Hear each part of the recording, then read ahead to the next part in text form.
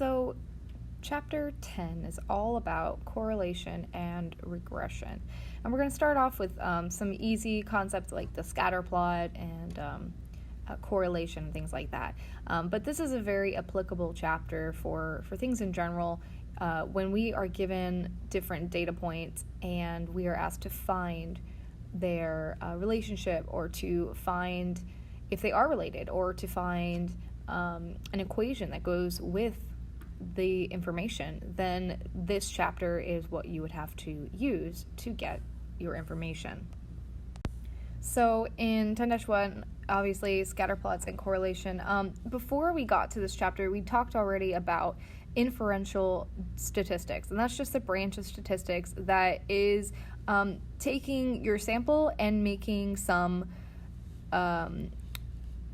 generalizations about the population, because it's really hard to get your information from the population. So we use samples to make assumptions or to learn about our population. And so we did this a lot with hypothesis testing, confidence intervals, and so this is just the next step, for inferential statistics. We are now looking at the relationships between variables and determining, are they closely related, are they not closely related, and things like that. So the whole goal of this, for figuring out, correlation stuff, the whole goal is to answer the following questions. Are there two or more variables that are linearly related? And we'll talk about this a little bit more, that keyword of linearly related. If they are related, then what is the strength of the relationship? That is specifically the correlation coefficient, which we'll look at in a minute. What type of relationship exists? Is it strong? Is it weak? Is it a positive relationship? Is it a negative relationship? And then finally, which is the whole point of this, are inferential statistics. What kind of predictions can be made? All right, so some things that you need to know, some key words, is they are going to talk about independent and dependent variables. An independent variable is when, specifically we're talking about the regression, so that's why I included that in the definition, but it is what we can control or manipulate. All right, so our dependent variable is what is not controlled, or what is the outcome. And sometimes statisticians will refer to independent variables as the exploratory variable, because they're exploring what they can manipulate, what they can control. And then the dependent is sometimes called the responsive variable, because it's the response to what they control. And so for our example, we have student A, B, C, and D, and the number of hours that they studied, and then their grade. And so we can see that the number of hours that they studied is something that we can control. So that would be our independent. And then our grade is our outcome, which is our dependent variable.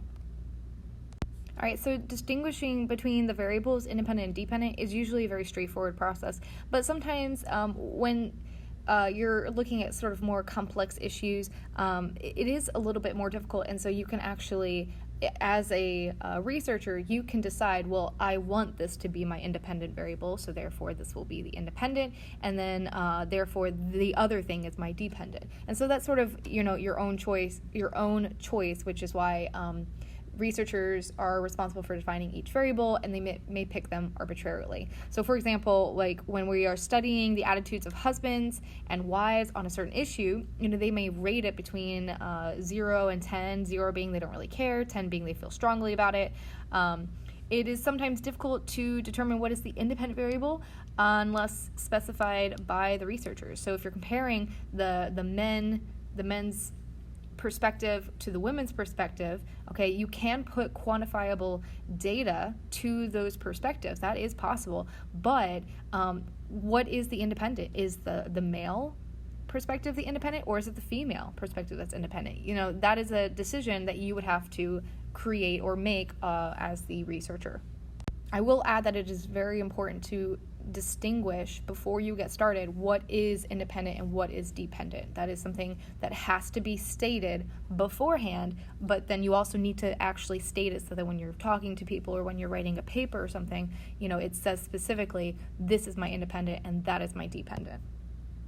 So some other words you need to know are scatter plots. Scatter plots is just a graph of the independent and dependent variables, because you can actually write it as an XY variable. And so we can see that our pictures, we have this positive, or for picture A, we have this positive linear relationship. We see it's close together and it's positive. I see it's going upward. That's how I know it's positive.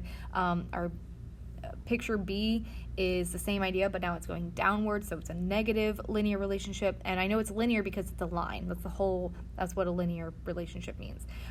Picture C, it's called a curvilinear relationship. Sometimes you might see it as a nonlinear relationship. Sometimes they call it, they'll just call it by its actual name. They might say, oh, it's a quadratic relationship, or an exponential relationship, or a logarithmic relationship, so whatever it might be.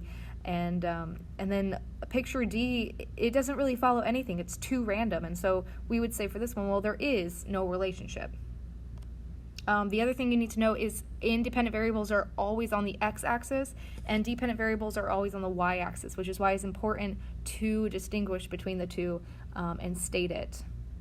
So let's go ahead and make some scatter plots. So we have some two tables with data points for us. The first one is students, number of absences, and then their final grade. So we're trying to see, is there a relationship between the number of absences that one might have and their grade?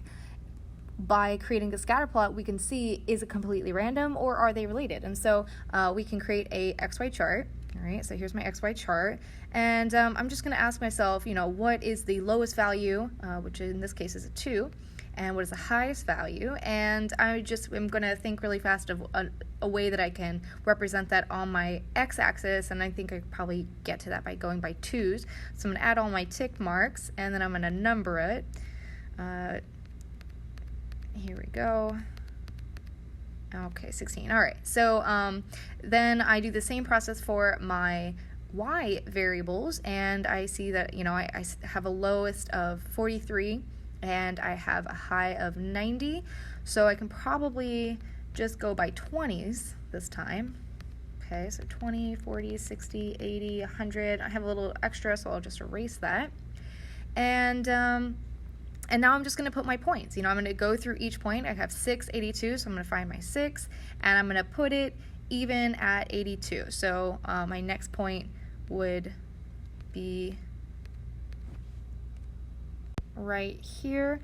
You can sort of see it's at 6, but it's a little bit above 80 to represent it's by 82, and I just keep doing that for all my points. 286, 1543, 974 would be right about there, 1258, 590, and 878. Okay, so I can see that I do sort of have this linear,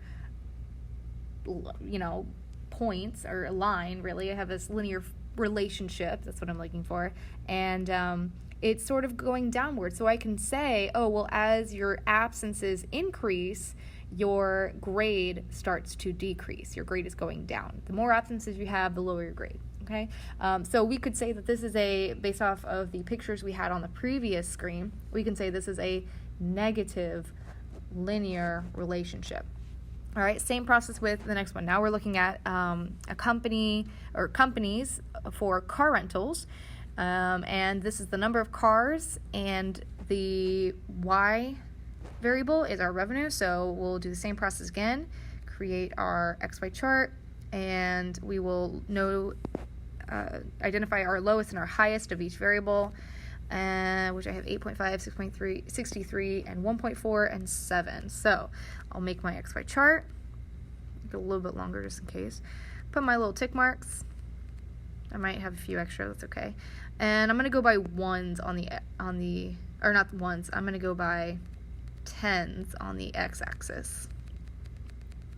All right, I had a little bit extra because I only need to get over to 70. And on the y-axis, I'll go by ones. All right. So now I'm just going to put my points. All right.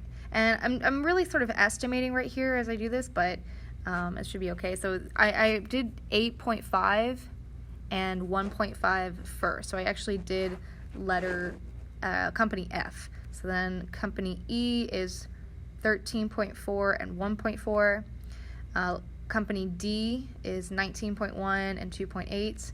I just started on the bottom just for fun, so I don't think that there's a rhyme or reason to that. Company C is 20.8 and 2.1. Company B is 29 and 3.9. And then finally, Company A has like this outlier that's really far away from all my other information. But because of it, I can sort of see that it is following a linear relationship. We would say this is a positive linear relationship.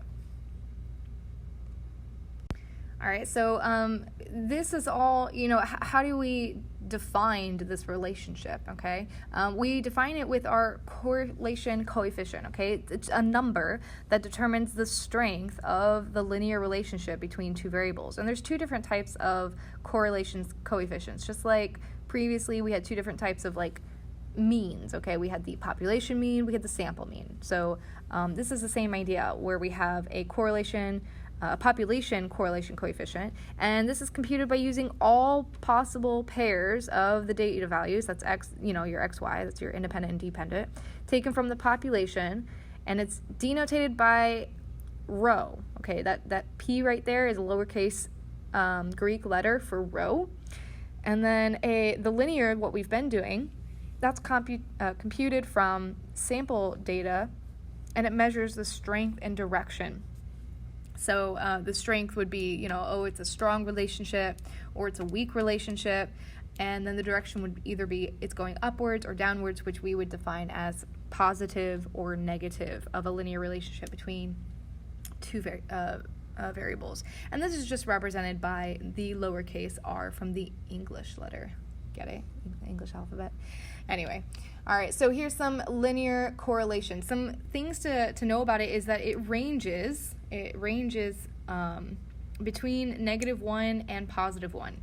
All right, so you can see that on picture A, our R is positive 0.5. So it's like sort of close, but not really, but it's positive, so we know it's going upward. And then as it gets stronger in picture B, all right, now it's 0.9, it's getting closer and closer together until it finally reaches 1, where it is a completely straight line.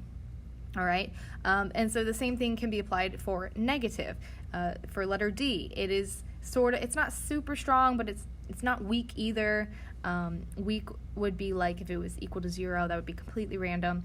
But letter D is negative 0.5, and you can see it's sort of spread out a little bit, but it does have a trend of going downward. And letter E, it's getting stronger, so now the points are closer to each other. And then letter F is when they are in a completely straight line, and that follows your thing completely. You can sort of think about it as a magnet. Okay, so let's have like a magnet really fast, and I drew my magnet sort of like rectangular instead of like a U, but that's okay. If you are putting your items at the end, okay, at the end we have +1 and we have -1, then it is strong. It's going to connect, or that magnet is going to pull everything together at the end.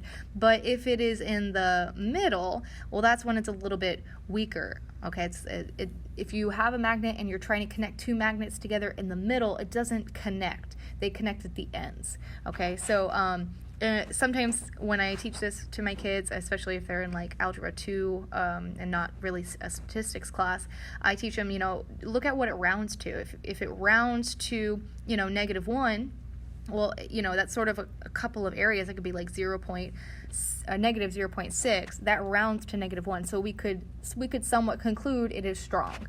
And the same thing applies for a positive one. So if we had like 0.7, that rounds to +1. So we could say that's a strong relationship. And then everything that rounds to 0, we would consider a weak relationship.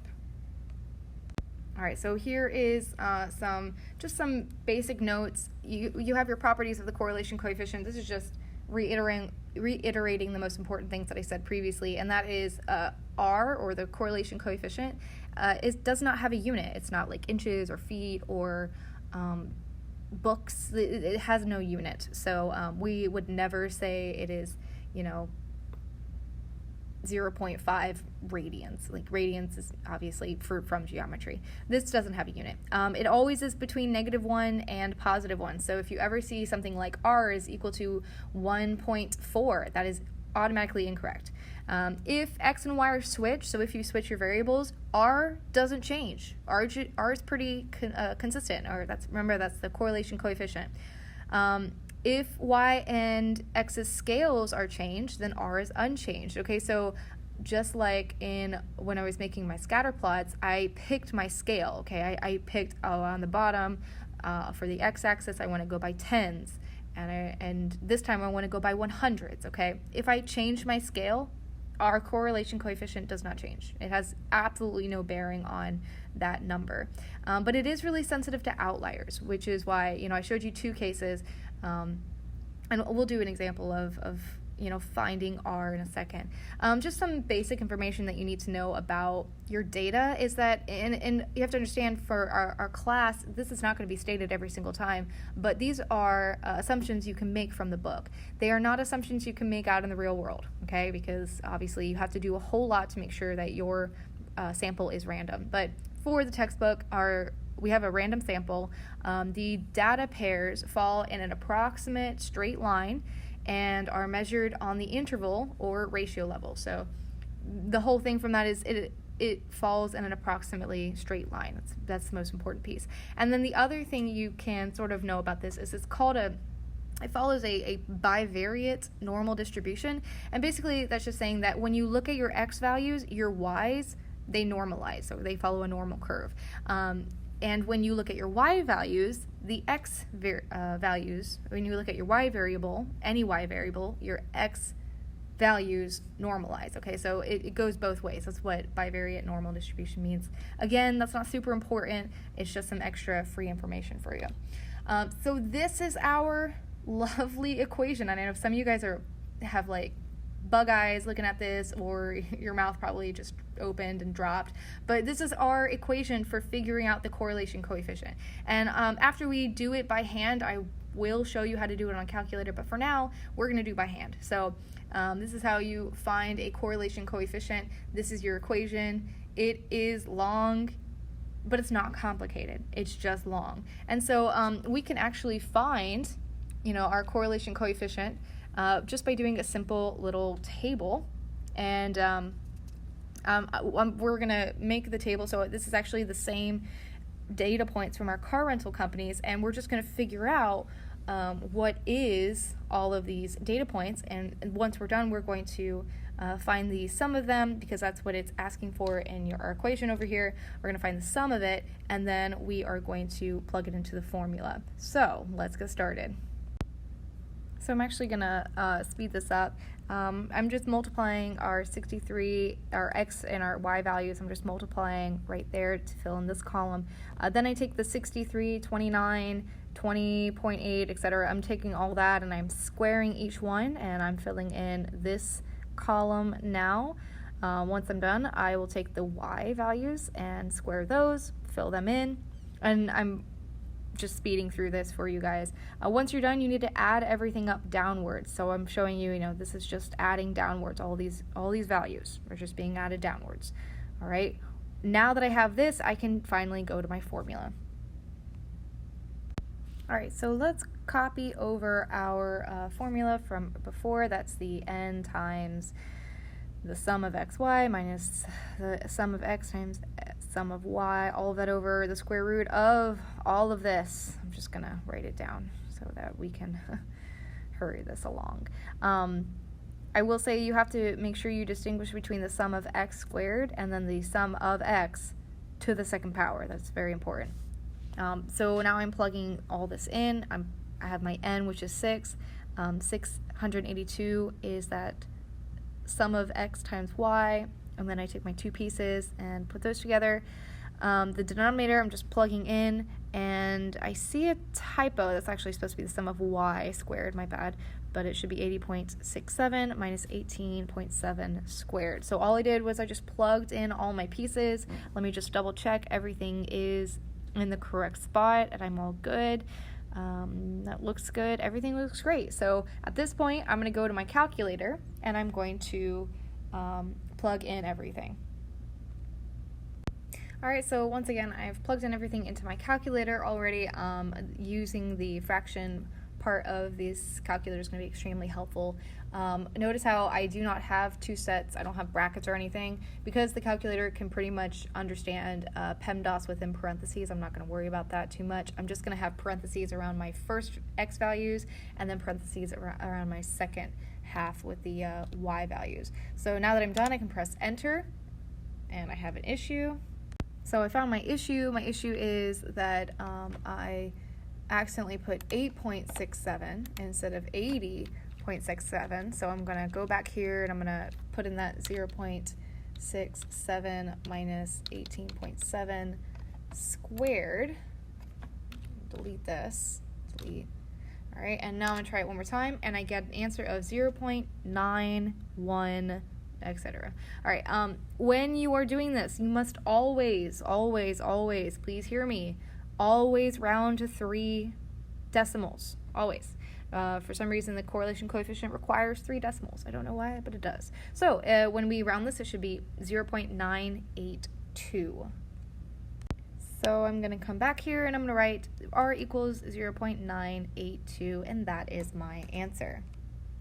Alright, so we can actually use all of this to do our hypothesis testing as well. So when you're doing this, please make sure you are always using rho equals 0, and the alternative is that rho does not equal 0. And this is just saying that there is a significant difference between our correlation coefficient and 0, or there is not. And since these are the only two possibilities, we can change our little table that we have. You know, if we reject the null hypothesis, then our statement would say there is a significant difference between the correlation coefficient and 0. But if we do not reject our null hypothesis, then we would say that there is not a significant difference, or you can say r is not significantly different. It doesn't really matter. It all means the same thing.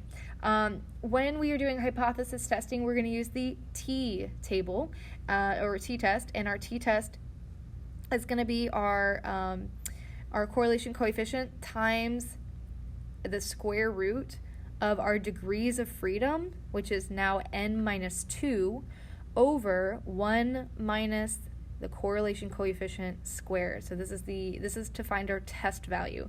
Remember, our critical values are just from using alpha and going to our t-table, so that part hasn't changed at all, but our test value has. So let's do an example. All right, same thing that we had before with our car rental example, and we actually already found our r, so I'm going to write that. All right, so we can go ahead and put our r,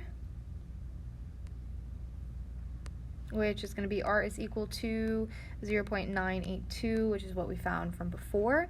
And then from here I can go ahead and start my hypothesis testing. So I know that my alternative, or my null hypothesis, is going to be rho is equal to 0. That's always what it's going to be. My alternative is going to be when it is not equal to 0. And I forgot to put our alpha, so alpha is equal to 0.05. And our critical value is from our alpha, remember, and our degrees of freedom is now n minus 2. So we go to our t-table and we take our alpha. Remember, it's a two-tailed test, all right? So we are actually dividing that 0.5 into, divided by 2, but again, our table shows us a two-tailed test, so we don't have to worry about that too much. And our degrees of freedom is now, because it's minus 2, instead of it being 6 minus 1, it's going to be 6 minus 2, which is equal to 4. So when I go to the table, I should get a positive or negative 2.76.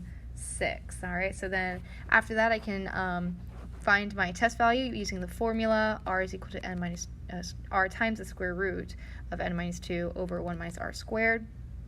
Plug in all of our pieces. I'm running out of room. All right, after we plug in our pieces, we can plug this into the calculator, and it should give us 10.398. And remember, you round your test value to however many decimals your critical value is. We can draw our picture and label our critical values that determines our critical regions, and we can easily see that 10.398 is really far over here. So it is definitely in our shaded critical region, and so therefore we would reject our statement, and we would say that there is significant, or there is a significant relationship between the two variables, or there is a significant relationship between the number of cars available to be rented and the amount of revenue. So the more cars you have, the more revenue you're going to get. And so this would be our answer. Okay? All right, so for this one, we are doing the same thing. I wanted to do one that's a little bit longer, and so I went ahead and extended our table a little bit so that we could find our correlation coefficient. So let's get started by multiplying across. This gives us our values here. Go a little bit faster.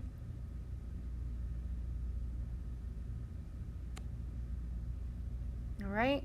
Afterwards, we are squaring our x values alone, and then we are squaring our y values alone. Once you're done with filling in your table, we need to find the summation of each column. All right, so that'll give us these values at the bottom, and then we can get started with our R, our correlation coefficient. So let's go ahead and start plugging these in. And I can see that I forgot to change the variable, so I went ahead and did that. Plugged in all of the pieces that I need. All right, and if you plug it into the calculator, it should give you 0.442. Now we can do our hypothesis testing. So we start at the beginning, we do our alternative, or our null hypothesis, which is rho is equal to 0. There is no significant difference between our correlation coefficient and 0. And then our alternative is when they are not equal, so therefore there is a significant difference between rho, or correlation coefficient, and 0. Our critical values should be positive and negative 3.355 if you follow the t-table correctly. And then we plug in our correlation coefficient into our formula, and after we type into the calculator, it should be 1.394. So we can take these two values and put them on our normal distribution. All right, I'm going to shade in my critical region. This is negative 3.35. It's positive 3.55. And now I can put my test value here. It's going to be somewhere right around here, 1.394. I can see it is in the non-critical region, so we would say we don't reject, and our summary would be there's not enough evidence to say that there is a significant difference between our variables. All right, so our correlation coefficient and 0 are still too close to each other, and that makes sense because as I said before, if we can round to 0, typically that means that our relationship is weak, and when we can round to 1, that typically means our relationship is strong, so there would be a significant difference. Obviously that's not true each time. It depends on our confidence intervals, or not our confidence intervals, it depends on our critical values, which is always based on alpha. Remember, depending on what alpha is, that could change our answers. All right, so this last little bit is about correlation and causation. This is a very, very popular topic of discussion in the math world, really so much in like early mathematics, like algebra and stuff. It's not super popular in college because it's sort of understood. But basically, the whole thing is that sometimes when we are doing this, remember before we were looking at our summary of our rejecting and not rejecting, I had that parenthetical phrase that said, sometimes this is due to outside factors, or however I worded that. And basically, these are the outside factors that I wanted to talk about. So correlation and causation, there could be, there's a reason for our correlation. We don't know what the correlation reason is, and so statisticians have created a list of possible reasons that a correlation exists. The first is that it is directly related. It is a direct cause and effect. X causes Y. For example, if you water plants, it's going to grow.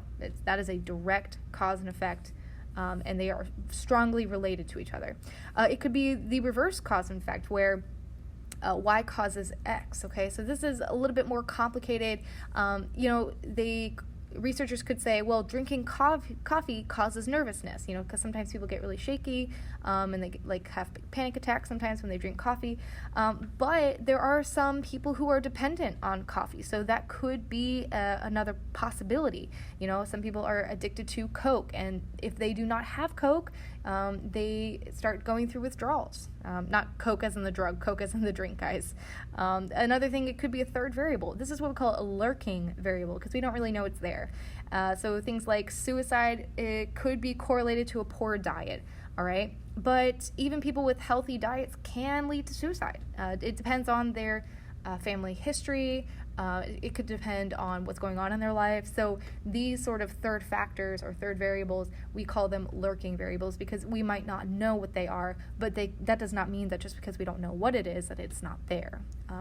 The other thing it could be is complexity of interrelationships. So researchers can look at your high school grades, and then they can say, well, it directly correlates with your college grades. But that's not necessarily true.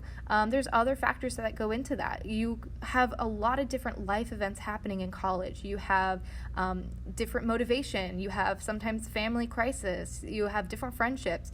My mom, she went to college when she was in her 50s. And, in high school, she had straight A's. She had like a 4.1 GPA. But when she got to college, she had forgotten so much. And so her grades went down because she had, not been in school for 30 years. So there's a lot of different factors. And because it is, those types of grades, it's not just one variable, it's not a third variable. There's so many different variables that we would say it's just a very complex, interrelated topic. And the last one is just coincidence. So they could say that there is a correlation between the number of people who exercise and the number of people who commit crimes. Well, those things are so unrelated that it's probably based on just coincidence. And so as a statistician, if this is something you wanted to prove, this would take a whole lot of proving and a whole lot of computations, because they are so unrelated, and you probably would not have a relationship at all. It would probably just be a very scattered plot. But overall, what's the takeaway from this is that correlation does not mean causation. Causation can cause correlation. Okay, so we could go backwards. Causation causes correlation, but correlation does not mean causation, says every statistician ever. So that is the big takeaway. Please make sure you are reaching out to me if you have any questions, and I hope you have a great day.